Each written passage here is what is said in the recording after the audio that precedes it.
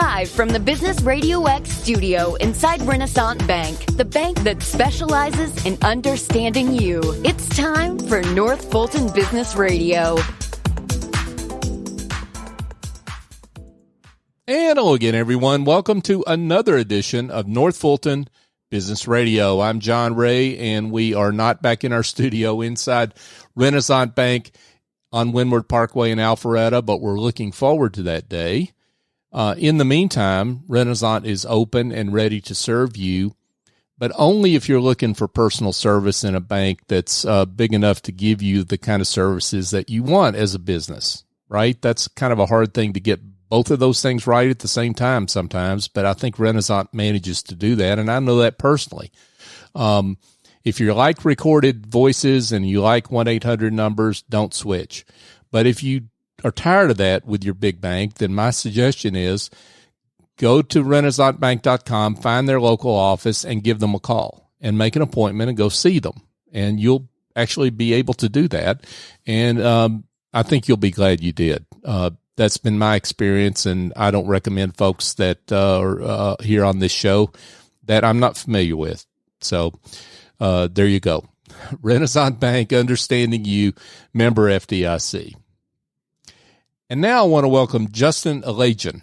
And Justin is with Aprio. He's partner in charge. And subject of the day, PPP and ERC. Justin, welcome.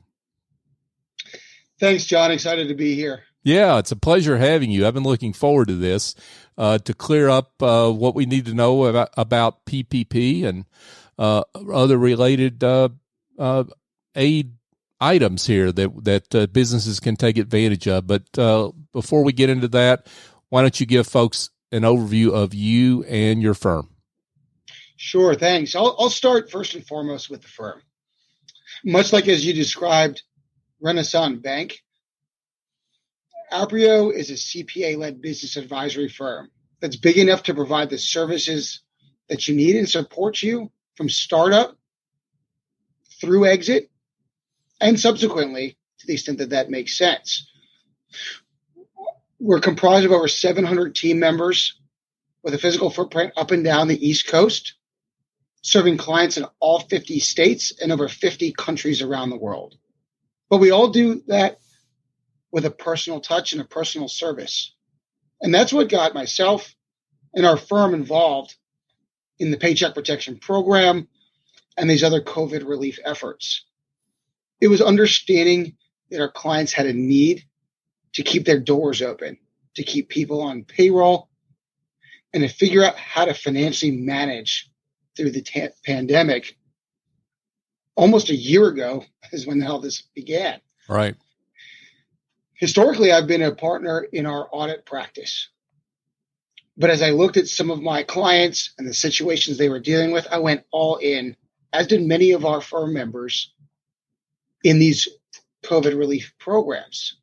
And so we spun up what was originally a Paycheck Protection Program team. It was about obtaining the funds and getting them to the hands of these businesses. Naturally, that shifted into planning and tracking for forgiveness.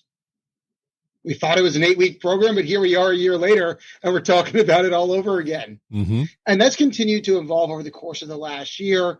And I now lead a team of over 50 professionals that are exclusively focused on supporting businesses and financial institutions in navigating the Paycheck Protection Program and then maximizing the benefits of other COVID relief programs. And I'm sure we'll talk about that as we go throughout this conversation. Yeah, for sure. That's quite a team there, 50 team members in Aprio that are focused exclusively on this effort. That says something about the complexity involved with the process, right? It sure does. Between complexity of the program, right? I don't know many people that are up on a Friday night waiting for SBA guidance. I hate to admit it, but I'm certainly one of them. And so keeping up with the changes of the program and its complexities as it continues to evolve is of utmost importance. And then understanding that in providing services of this nature and providing the care and attention to our clients that's required in navigating this process, albeit it's March 15th, it's the middle of tax season. So trying to dual focus on maintaining certain existing relationships and services from a recurring standpoint while providing the astute care and confidence that is required in these other programs required a specialized team that exclusively focuses on this. And that's what we've done here at Aprio. Now, Justin, let's set the table here just a little bit, briefly, for those that maybe, people are busy in their businesses, you say, trying to keep things afloat sometimes, that there are just the series of relief programs and what all that looks like, what's open, what's closed. Let's set the table there. Sure. So we'll talk about some of I'll call it the primary business related programs, and then we can explore some of them in further detail. Of course, there's the Paycheck Protection Program. It seems that it's never ending. It started with the CARES Act on March 27th, continues on into current day, in which we're looking at now what many call as PPP2 or sometimes PPP3, but opportunities for second draw loans. Then we've got the Employee Retention Credit, often misunderstood or overlooked. Certainly worth spending some time discussing that one. Huge opportunity for qualifying businesses. And then we've got a few others that have come about or been enhanced a little bit later on in the process. Later on, all being relative, given that we've only been in this environment for about a year. But we have provider relief funds for our medical practices. We have the Shuttered Venues Operators Grant that still hasn't placed any funds yet in the hands of businesses, but that was generated in December of 2020. And then just last week, with this latest stimulus bill, we now have the Restaurant Revitalization Fund, what is obviously desperately needed by businesses in that particular arena. And that provides another $28.6 billion to support the hospitality group. So a lot of different programs to be looking at as we think about COVID relief programs. It's understanding the nuances and the complexities and the convergence between all of them to maximize the benefits that becomes of utmost importance. Yeah, that latter part you mentioned there is really important, right? Because, you could trip yourself up in one of these programs because of participation in multiple programs, right?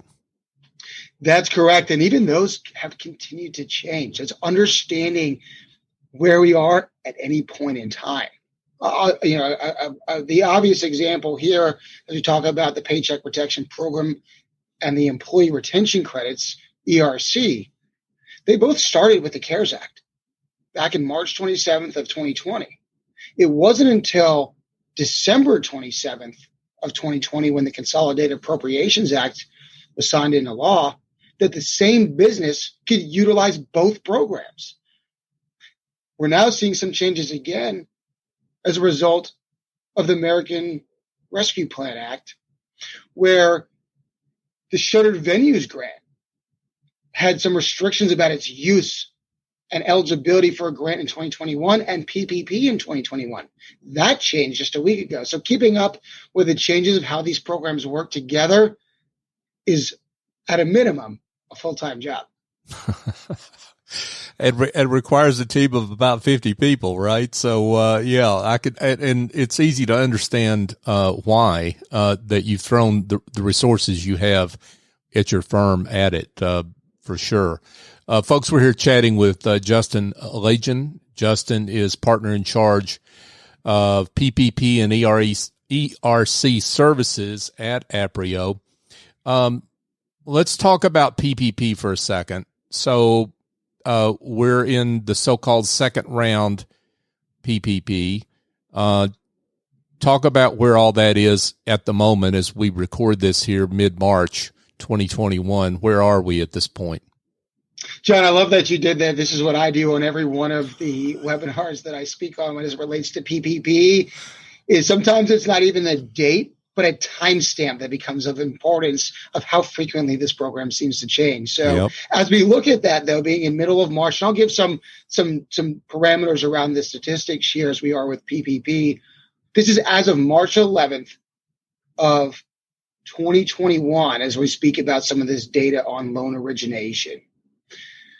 For 2021 loans, there's been about 2.5 million loans that have been approved so far. this calendar year that approximates about $165 billion.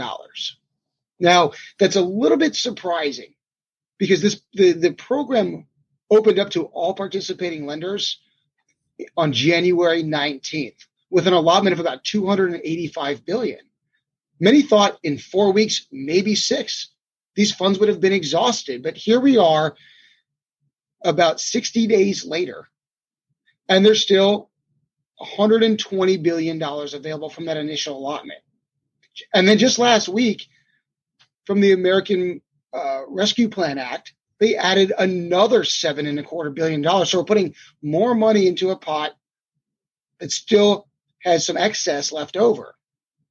So what we'll see with origination and what we're anticipating now is that the SBA's process currently, as of middle of March here, is that March 31 is the last day they'll approve a 2021 loan. But I bet by the time we get to the end of this week, that we'll see that has been extended to May 31st or later to allow for these other businesses to take advantage of the funds that have already been made available. Now, forgiveness, another story. A lot of lenders had paused on accepting forgiveness applications in early 2021 as there were some changes to the application and the portals to accommodate the Consolidated Appropriations Act, which was signed into law into the end of December and had some modifications to all PPP loans, not just those originated in 2021. And so as a result, there's been a bit of a slowdown there on the forgiveness front. But mid-March, we're seeing that about 39% of loans have completed the forgiveness process. So that's about 2 million of the 5.2 million loans that were originated in 2020. So I think that's certainly a promising statistic to see is forgiveness is real. It's happening. We're more than a third of the way through. And out of those 39% of loans that have made it through the process, over 99.7% of the funds that have been requested for forgiveness have been granted. So you get some really high statistics on forgiveness requests and approvals for the loans that we're seeing thus far. But I do think as we get into some changes with the retention credit, we may see a bit of a slowdown here as we look and approach Q2 of 2021. So just to be clear on this, so what's opened right now for PPP is for its second round PPP for those that got a loan in the original time window last year after the CARES Act was passed. But there's also an opportunity for those that did not get in last year to have their opportunity for the first round PPP, correct? That's right. It's going to apply to businesses that did not obtain a loan previously. There's certain organizations that were not eligible in 2020 that now are. Certain types of not-for-profits are eligible. In fact, they even expanded on that last week by making some larger not-for-profit organizations eligible based on some defined criteria on size of their workforce and how that's being analyzed. And then they also made substantially all 501Cs, so all types of not-for-profit organizations eligible to the extent that they don't exceed a particular threshold on lobbying. So second draws as well as first draws are currently available for with the funding that's there. And there's some discussion here as we look forward that a business may actually be able to obtain 2 PPP loans, their first and their second, in 2021, something that we have not seen before, but that should be forthcoming here as a result of this latest stimulus bill. Really? So if folks need to stay alert. If they got left out last year, they're just lurking on first round PPP. They may have a shot at a second round themselves. That's correct. Folks, that's worth giving Justin a call right there. So I'm sure there's some folks that think they lost out. So there's that.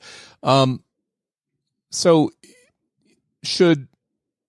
if I'm looking for forgiveness for my first round PPP loan and the bank has shut the portal down, understandably, because the rules are changing. Should I be worried?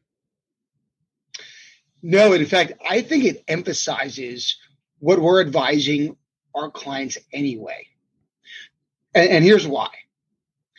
The order of the thought process and the order in which one should conduct that currently. If you've already obtained your PPP loan, as you're mentioning here, think about whether or not you're eligible and have the appetite, for that matter, for a second. Right? There's only a period of time in which there's going to be funding available and a period of time in which approvals can take place. So that becomes first on the list. Then the second one that's going to come into play is evaluating the employee retention credit. We'll get into that further, but the reason that becomes second is because it's also driven based on wages. And you can't use the same wages for forgiveness that you want to utilize to claim your credits. And so you need to have your strategy in place as to how you plan to use those wages in 2020 and for which program before you apply for forgiveness. And that's why naturally then step 3 is going to be thinking about forgiveness on my 2020 loan. Okay, so let's go there. I was thinking we needed to get through PPP and then talk about employee retention credit, but there obviously you made the nice point to me without telling me.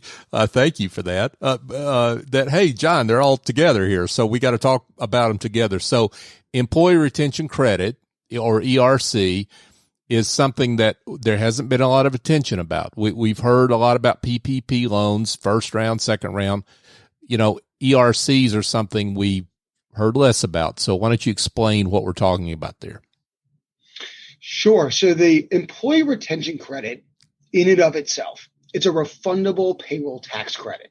So refundable payroll tax credit is important for a couple of reasons. One, everybody likes the word refundable. So that's great news. But payroll tax credit means not-for-profits are also eligible. It means that if you're generating losses as a business and maybe other credits are just carry forwards, you realize them now. That's not this. This is a payroll tax credit. So that has some significant meaning and impacts in and of itself. As we look at the retention credit, I think where I always like to start of driving importance and awareness, despite the fact that this program was generated from the CARES Act back on March 27th of 2020. It was late January of 2021 when the IRS issued a press release. And what they said, and I'm going to quote this here for you, John, the Internal Revenue Service urges employers to take advantage of the newly extended employee retention credit designed to make it easier for businesses that, despite challenges posed by COVID-19, chose to keep their employees on the payroll.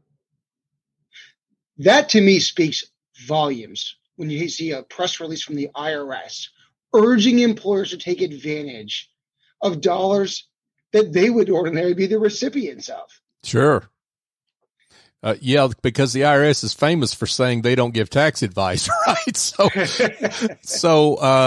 that's fascinating. And what you're saying here is that this is a better, for most businesses, most organizations, I'll put it that way, it's a better opportunity for them to look at ERC and claiming those wages for ERC versus PPP. It's really in conjunction with one another. Okay. And the reason being is forgiveness of a wage for PPP is a dollar for dollar forgiveness, right? 100 cents. As you look at the retention credits and some of the criteria that's there, for purposes of evaluating 2020, the credit is worth 50% of up to $10,000 of qualified wages per employee. So that's 50 cents on the dollar, yes, not as valuable as PPP. But if you strategize properly, we're talking a $5,000 credit or up to $5,000 per employee for 2020 if you build the right strategy on how you're going to utilize the wages and that you're an eligible employer. Where this really takes a big turn and why the attention seems to be shifting is that not only are PPP recipients now eligible to claim these credits, but with the last two stimulus bills, that each of which expanded the retention credit, it's now worth up to $7,000 per employee per quarter in 2021. So when you look at this program all in, start to finish, of what opportunity may exist, you're looking at a potential refundable payroll tax credit of up to $33,000 per employee. And that's in addition to PPP, if you're able to build the right strategies on how you utilize the wages for which purpose and which program. Wow. And this, just to be clear, you're eligible for this regardless of whether you got a PPP loan or not. You're eligible for this credit. So eligibility won't be defined based on PPP. That's correct, John. That's a change that we saw at the end of December. Okay. Before they were mutually exclusive, but that's no longer. So eligibility, and here's where we see a lot of confusion. Eligibility, which is evaluated on a quarterly basis in conjunction with when we're going to claim the respective credits, is meeting one of two criteria. And I think that's a really important thing. It's either or, not an and here. The first criteria is a business that experienced a significant decline in gross receipts. And that's evaluated either for 2020 or 2021, both compared back to 2019. And the thresholds can be relatively high. It's a 50% reduction as you're looking at it for 2020. For 2021, they lowered the bar a little bit. It's a 20% reduction.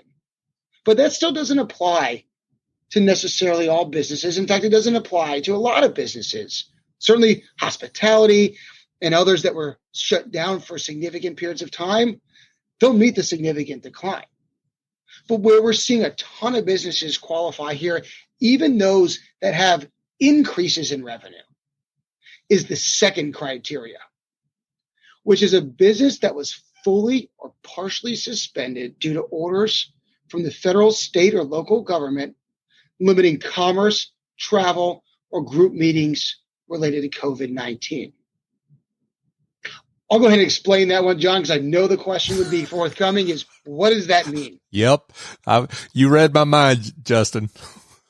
So what happens here? This is how do I know if that's me? Yep. Sounds like it. I know I've been impacted by COVID, but I wasn't closed.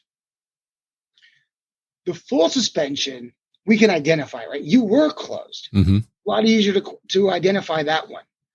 This partial suspension, though, is a really big opportunity. And what that means is that the business can still continue to operate with some, but not all of its normal operations. Normal being pre-COVID state.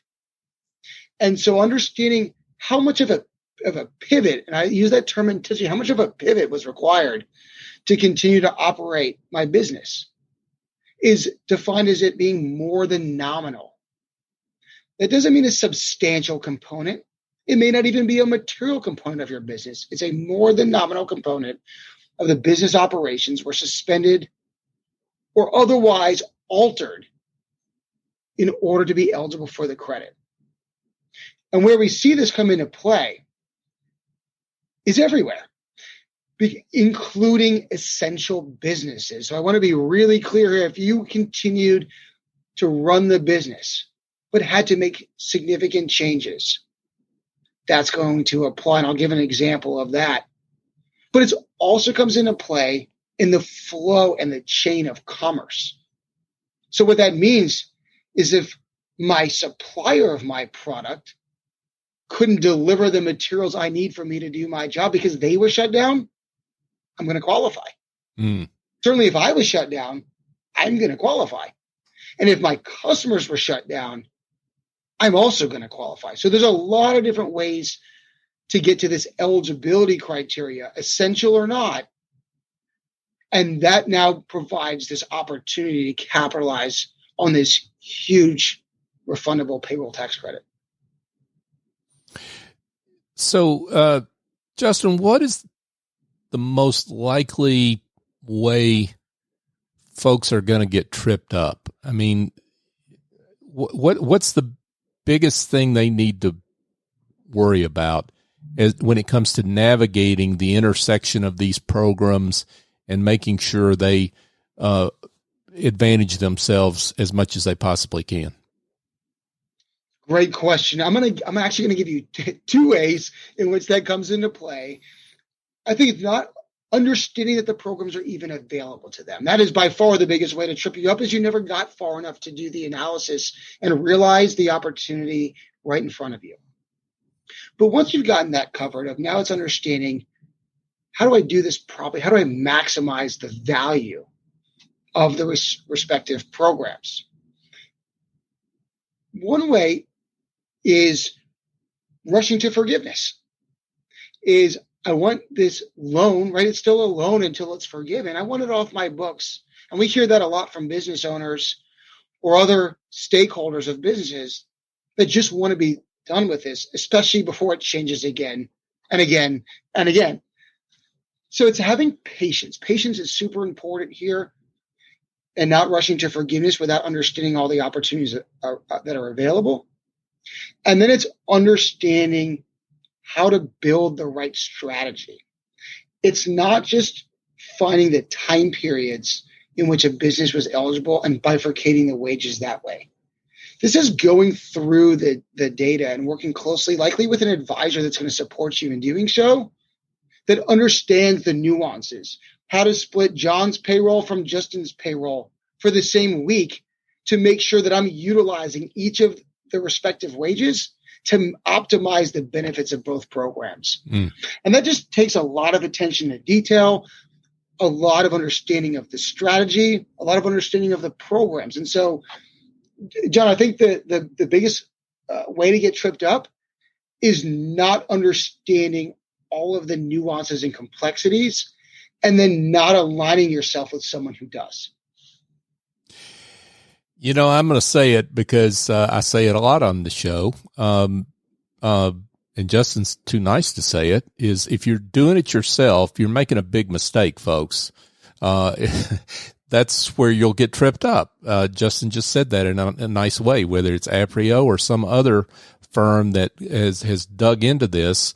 You need to have a smart advisor that can help you through this. So let's get to that point, Justin. So someone comes to you and says, "Okay, I give up.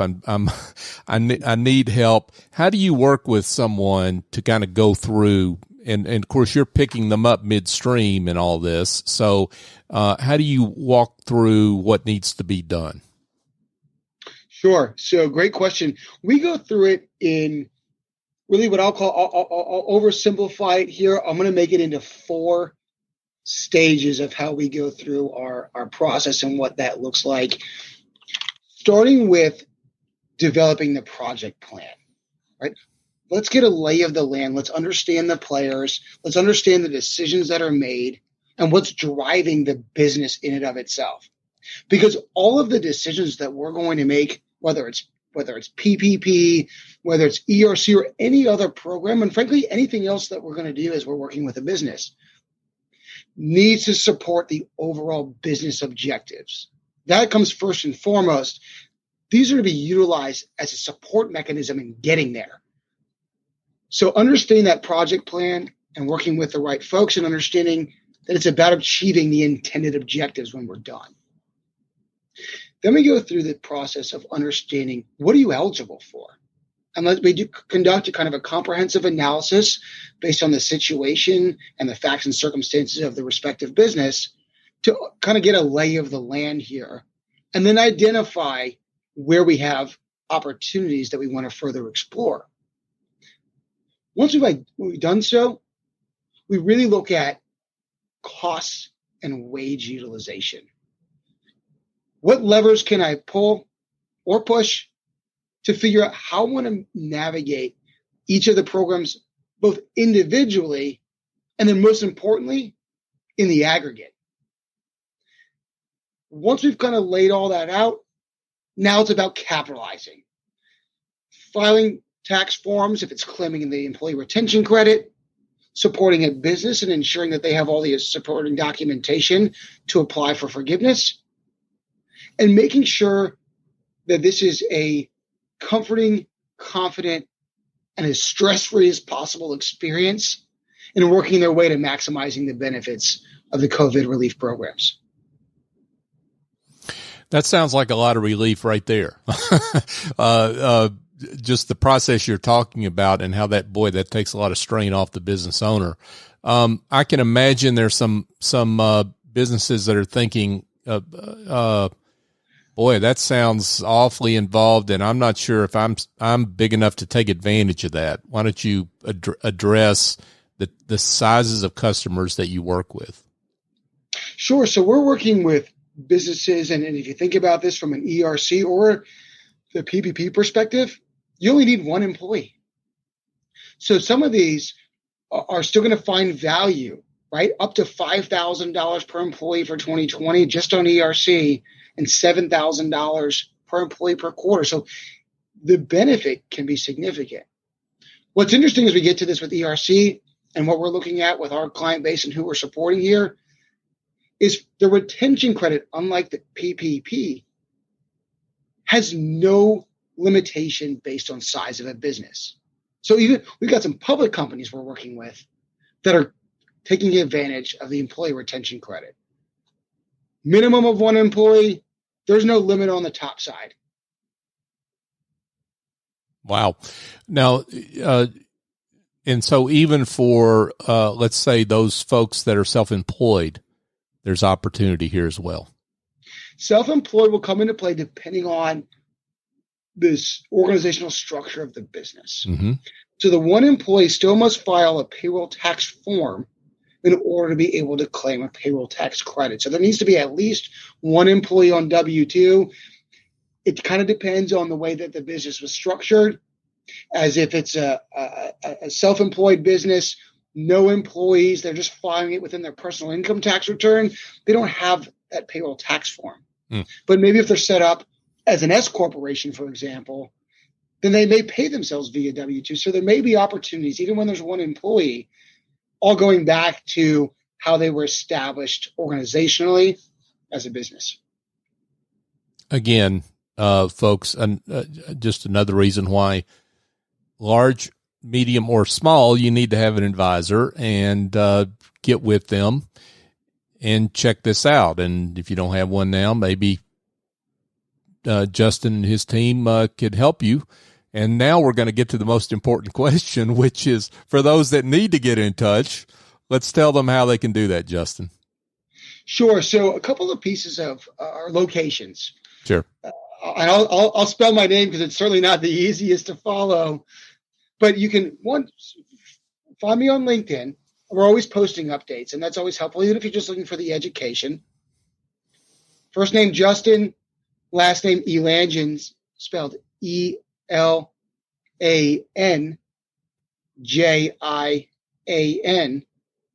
I'd also encourage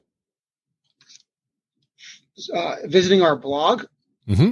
As Aprio, we can sign up for newsletters and alerts.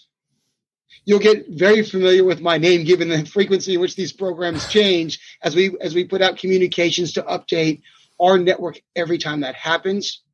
And so visiting our blog is Aprio, aprio.com/what's next. That's our slogan here at Aprio, what's next, as we're always thinking about what is the next opportunity for our clients and how do we help get them there.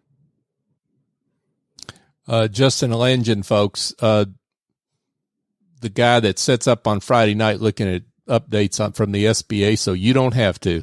I love that, Justin. This has been great. Thanks so much for being with us. It's been a pleasure. Thanks for having me, John. Folks, if you need some other help in your business, if you need some angels that can spend time on things you shouldn't be spending time on, like administrative tasks or bookkeeping or other issues in your business that are taking up your time and keeping you from making sales, my suggestion is go to officeangels.us and check out their services there. And but better yet, give the chief executive angel there, Essie Escobedo, a call and explain your problem, and she will come up with a solution that involves sending in an angel or two, maybe, to fly in, get the job done, and fly out. And they do it on an ongoing or as needed basis. And again, I don't mention anybody on this show that I don't use. I use her services, and they're terrific. I couldn't do what I do in my business without them. So give Essie a call at 770-442-9246 and tell her I sent you, and you'll be glad you did. And folks, as we wrap up here, just a reminder that you can find this show on all the major podcast apps.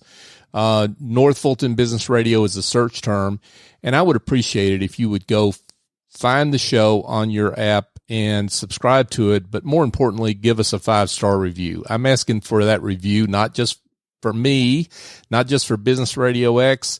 I'm asking for our guests, because the more we get folks to rate the show well, it means others that need the services of great business professionals like Justin can find the show and find Justin, connect with him and others that we've had on this show over time. Over 600 guests we've had over the last 5 years on this show. So if you could do that, I would appreciate it. We're also on social media as well, North Fulton BRX, on LinkedIn, Facebook, Twitter, and Instagram. So for my guest, Justin Elanjian, I'm John Ray. Join us next time here on North Fulton Business Radio.